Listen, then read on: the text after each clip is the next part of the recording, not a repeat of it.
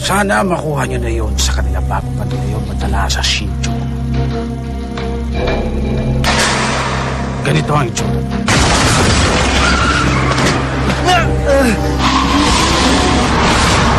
Ano ka mo? Mahirap sila kasanin! Kasama nila sa Akaba ni Kurodo. Nakilala bilang Dr. Joe. Napakalupit na at wala siyang sinasagot kaya magpilat kayong dalawa sa tao.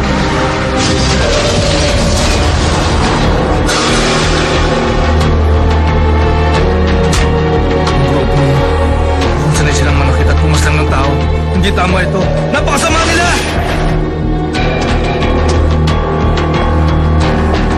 Storbo kayo sa amin. Kaya dapat namin kayong tapusin. Manda ka. Ban. Dr. Jackal. Kumusta? Ikinagagal ako kayong makilala, Get Packers. Ako nga pala si Akaba ni Kurodo at isa akong delivery expert. Meron akong gustong imungkahi sa inyo para na rin sa ikabubuti niyong dalawa. Ano sa tingin niyo? Ang balak mo ba? Simple lang naman ang gusto kong mangyari. At kung makikinig kayo sa akin, wala tayong magiging problema. Ang gusto ko lang naman ay umatras na kayo at bumalik sa pinanggalingan niyo. Huwag niyo na kaming guluhin pa. Sa madaling salita, kalimutan niyo na ang misyon niyo sa pagbawi sa mga dala namin.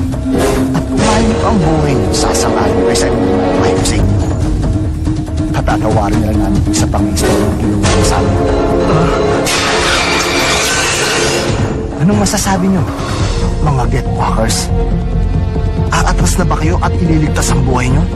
O gusto niyong matulad sa mga taong humarap sa amin kanina? Nasa inyo na rin ang desisyon. Kahit ano pang sabihin mo sa kanila, hindi mo basta-basta mapapatasundo yung si Ban. Ganun ba? Pero sa tingin ko, nasa kanyang kasama. Dahil napasasang-ayon mo siya sa mga bahay ko sa kanya. Pero kahit na ano pa maging desisyon nila, hindi pa rin naman magbabago ang kapalaran niya sa kamay natin. Ginagalit mo ako! Binaw ka lang, Genji. Huwag mo sanang kalimutan ang trabaho natin. Dito tayo para pauwiin ang kaon.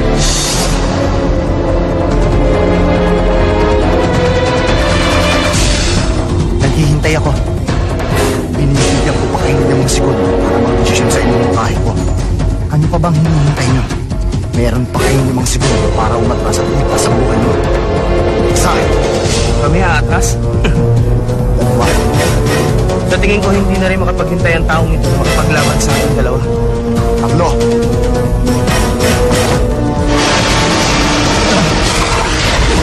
Lima! Ang bilis niya!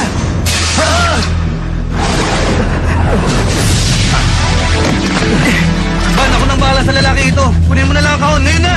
Sige, alam kong kayang-kaya mo siya, Genji.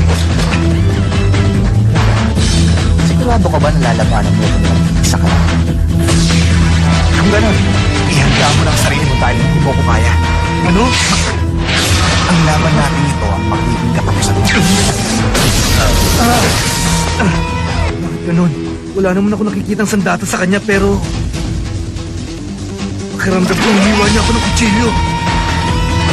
Kahit pa paano ito magiging masero ng laban. Pero kahit anong gawin, hindi mo matatalo. Si Jackal pa lang mahirap ng kalaban. Tapos nandito pa si Himiko. Pagkakuha ko ng kaon, aalis na kami. Bingo!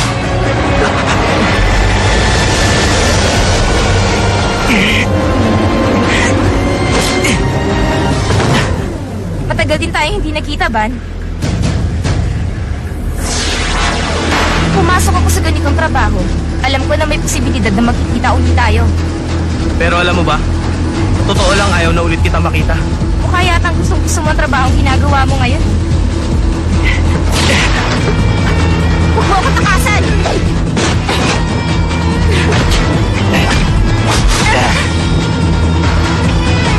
Mabagal ka. Sorry na. May guwantes pa siya. Mahirapan akong kuryentin siya. Bakit hindi mo kaya tawagin ang kasama mo? Gusto ko pa naman sanang maranasan ang kakayahan ng Devil Eye. Siguro kailangan mo na kitang pahirapan ng gusto hanggang sa sumigaw ka na sa klon. Alam ko na. Ang damit niya. At ano naman ang binabalak mo ngayon? Napapansin ko lang kasi na balot ka masyado. Paano ba yan? Mamaya lang, matutusta ka na! Balot na balot ako. Tanggalin natin. O yan bata, masaya ka na ba ngayon? Tatapusin ko ng larong to. Kaya mabuti pa, ihanda mo ng sarili mo. Ginaganahan na ako ngayon. Kaya simulan na natin.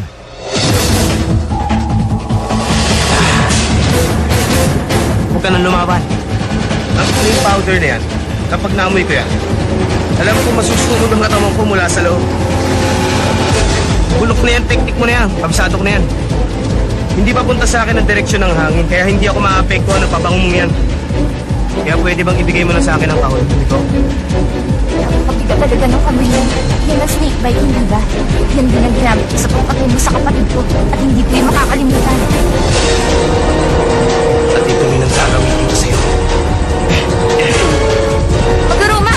Pakita mo na ang kakayahan na Mr. Racer!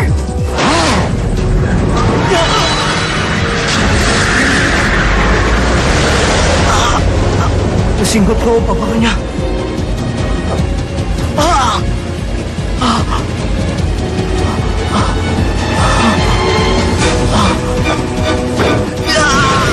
Isa akong professional. Sa ngayon, mas mahalaga ang trabaho ko kaysa sa pakikipaglaban sa'yo.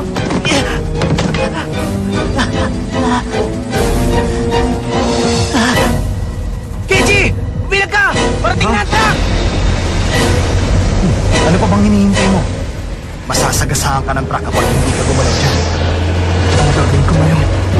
Kapag gumalaw ako dito, sigurado susugurin niya ako. Kenji! Ilag!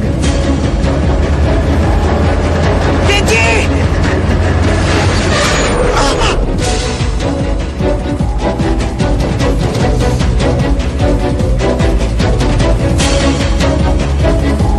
Kenji! Saka lang, huwag kang magkakamaling lumapit sa amin. Dahil hindi ako magdadalawang isip na tapos na kayo.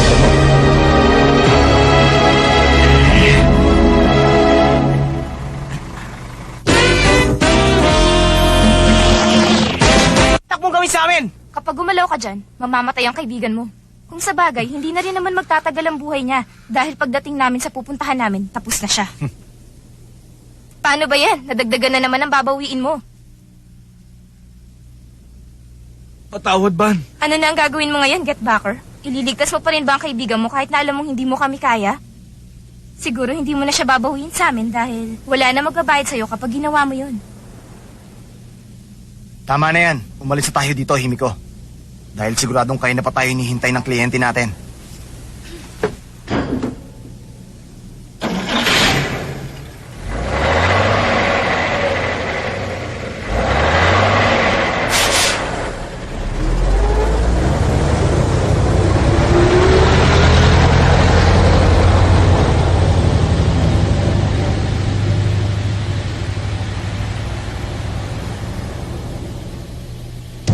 Ngayon pwede na tayong dumiretso sa Shinjuku.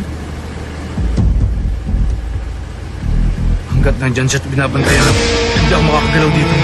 Nakakatakot naman ang tao to. Wala na siyang suot kanina. Pero saan ang galing sa data niya? Hindi ka naman pala magaling. Tapos ikaw pa ang ginawang pinuno ng pinakamalakas na gang ng Shinjuku. Hindi naman pala dapat katakutan ng sikat na pinuno ng Boltz Gang. Iba na ang buhay ko ngayon at nakalimutan ko na ang pagiging pinuno ng gang ngayon. Kaya kung pwede lang sana, huwag mo nang ipaalala sa akin yon. Teka nga, ang daya niyo, bakit ako ino-hostage ng ganito? Para kang isang bata. Hindi ko tuloy maintindihan kung bakit ikaw ang kasama ni Van. Mabuti at pinagtsatsagaan ka niya. Masama siyang tao at hindi siya mapagkakatiwalaan. Tigil mo na ang pagsasabi ng masama tungkol kay Van. Hindi ko alam kung anong problema niyo at kung bakit galit ka sa kanya. Pero sa pagkakakilala ko sa kanya, hindi siya masama. Nakakaawa ka. Mukhang hindi mo pa talaga alam kung anong totoong ugali niya. Pero sa tingin ko, sa ating dalawa, ikaw ang mas nakakaawa, Miss Himiko. Ano ibig mo sabihin? Nakikita ko sa mga mata mo. Masasabi kong kaya ka ganyan dahil dumaranas ka ngayon ng napakatinding kalungkutan. Ganyan ang mga mata ng taong pinagtaksilan at ayaw na magtiwala sa ibang tao. Alam kong ganyan ang mga mata mo. Alam ko ang nararamdaman mo. Dahil ganyan din ako dati.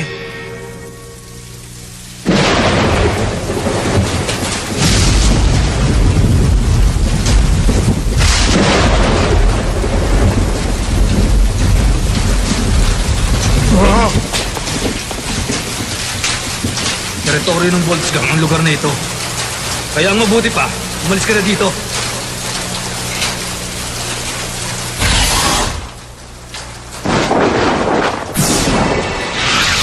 Umalis ka na kung gusto mong pang mabuhay.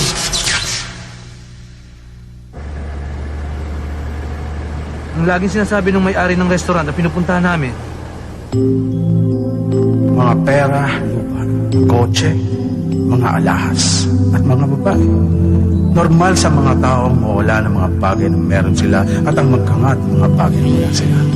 Nakikilala ang mga tao sa mga bagay na meron sila. oo nga. Kapag material na bagay na wala, madali yung magbalik. Pero kapag ang nawala ay pag-ibig, magandang personalidad, tiwala sa sarili at tiwala sa ibang tao. Kaya mo naman eh. Kaya mo naman nakain eh. Dahil hindi yun. Pero nagiging madali ang pagpapalik mo ngayon kung may ibang tao sa'yo. Nung nakilala ko si Van, nagbago ang pananaw ko sa buhay. Mas masaya ang buhay kung matututo kang magtiwala sa ibang tao. Masarap magkaroon ng kaibigan na pinagkakatiwalaan. Ikaw, Himiko, masaya ka ba nakasama mo sa trabaho ang mga taong yan? Sa tingin ko, ang mga taong tulad nila ay nagagawang pumaslang ng tao na walang dahilan. Lalo na ang taong yan, napakasama niya. Ginagawa niya ang trabaho ito dahil masaya sa pagtapos sa buhay ng mga tao. Pinapas lang niya at sino mang humadlang sa kanya. Talagang napakalupit niya.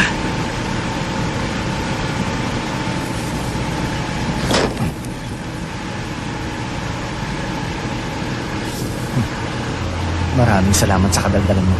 Dahil kung wala ka dito, malamang inutok sa biyahe namin. Sigurado akong ayaw mo na rin makakita ng mga taong mamamatay nang dahil sa kalupitan ng taong yan. Ba't mo nasabi yan? Alam ko na, bakit hindi ka na lang sumama sa amin? Hindi ba? Mukhang mas masaya yon. Maging catbackers ka na lang din.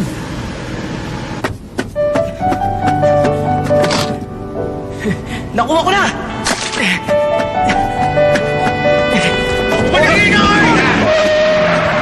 Van! Bibi ko! Kaya na!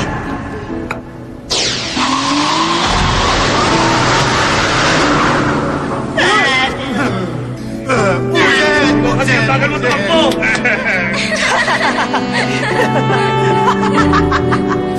Cheers! Ang sarap nito!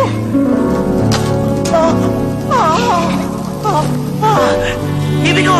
Yan!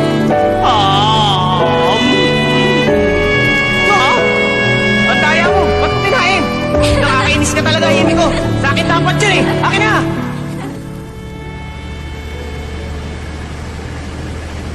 Sigurado magiging masaya si Van pag sumama ka sa amin. Huwag ka nang magalit sa kanya. Alam mo ba nag-aalala siya sa'yo? Sandali lang. Naiirita na ako sa'yo dahil sa kadaldalan mo. Sasabi mo yan dahil wala ka nalalaman. Hindi mo pa talaga kilala ang totoong ugali ni Van. Alam mo ba ang ginawa niya? Pinatay niya ang kapatid ko at hindi ko siya mapapatawad. Mapagkakatiwala ang kaibigan? Pinapatawa mo ba ako? Isa siyang taksil na kaibigan. Hindi ka dapat naniniwala sa mga sinasabi niya sa'yo dahil isa siyang sinungaling.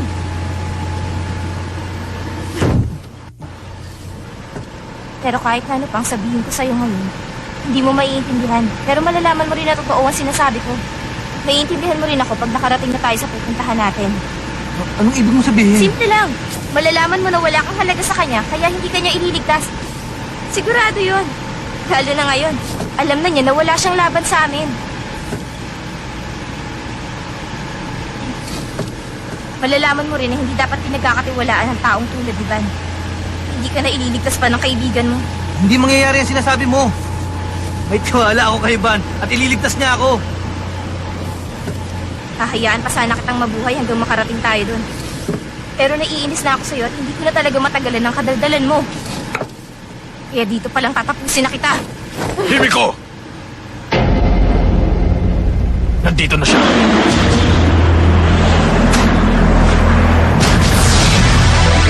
Mukhang tama si Kuya. Nililigtas nga siya ng kaibigan. Ang kukulit niyo eh. Sa tingin ko mukhang magiging masaya yata to. Ay! Kenji! Buhay ka pa ba dyan? Oo, Van. Ito ako at buhay pa. Mabuti naman po ganon. Kukunin ko muna yung kaon, tapos babalikan kita dyan, best friend. Basta mag-ingat ka dyan, ha? Sinabi mo eh. Good luck na lang sa'yo. Kaya-kaya ko na to. Teka nga, asan yung mga kumuha sa'yo?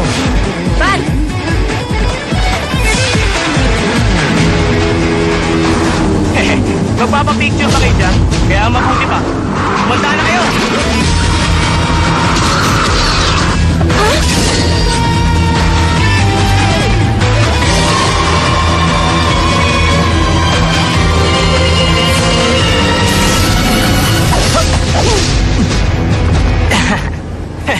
Akala ko ba magaling kayo? Hanggat wala ang kalaban mo sa direksyon ng hangin, baliwala ang laso ng pabango mo. Hindi ba ilang beses ko na sinabi sa'yo? Flame powder!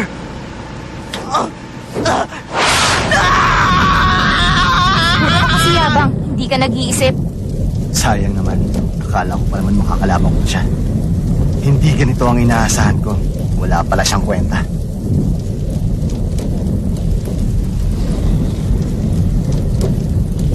Bakit? Ano ba inaasahan nyo?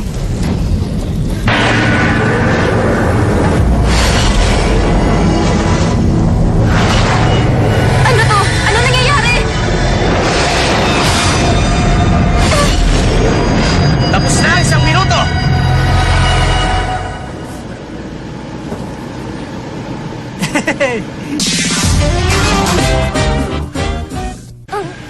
Devil Eye. Tayo na, Genji! Yahoo! Eh! Ayos! Buwakining! Ito na ang kahon! O, paano? Paalam na sa inyo! Magkita-kita na lang tayo ulit sa susunod nating misyon! Hindi ko! Isipan mo sinasabi sa'yo na sumama ka na lang sa amin at pakinggan, Packard! Ano? Ipita mo sa maging get backer? Bakit hindi? Yun naman siya, hindi ba? Kahit na hindi mo aminin sa akin, alam ko na nag-aalala ka pa rin sa kanya. Kaya mabuti pa ba, makipagbati ka na kay Himiko. Ano? Makipagbate?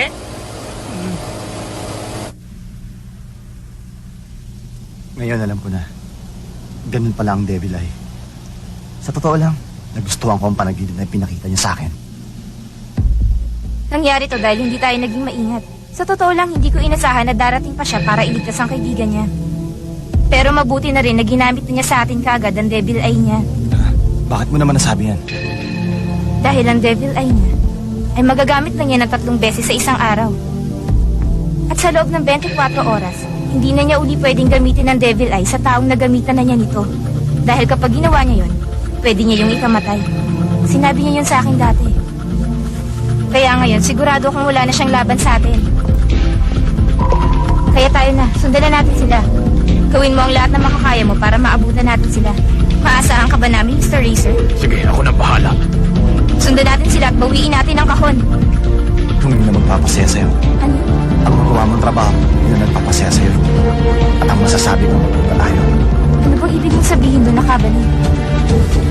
Nalimutan mo lang sinabi ko. Sana lang sa pagkakataong huwag na akong tigilan sa gusto kong mangyari. Dahil gusto kong mag-iba ang puso.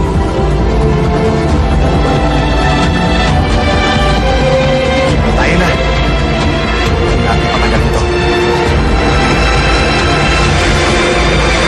Hindi na natin kung anong nararapat sa kanila.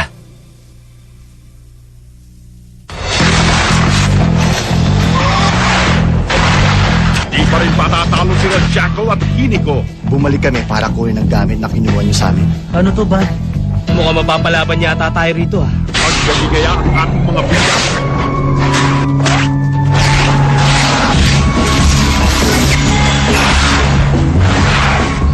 Lakas ng action sa Get Back